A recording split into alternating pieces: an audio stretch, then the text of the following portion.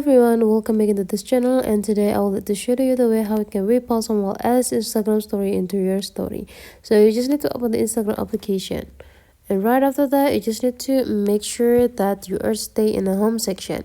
So basically the repost Instagram story features only work for or if you got mentioned by someone on their Instagram story.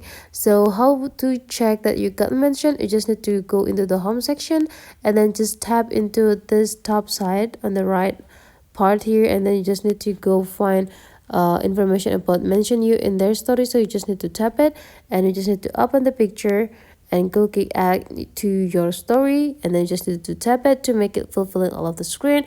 You can also add more features that provide by the Instagram. And right after you're done, you just need to go click add to your story, and those story is already repost.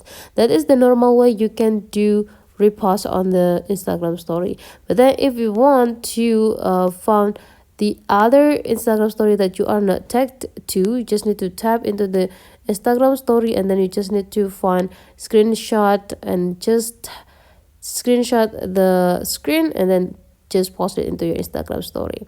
So that's for this tutorial. Hopefully you enjoyed it, and let's meet again into other tutorial.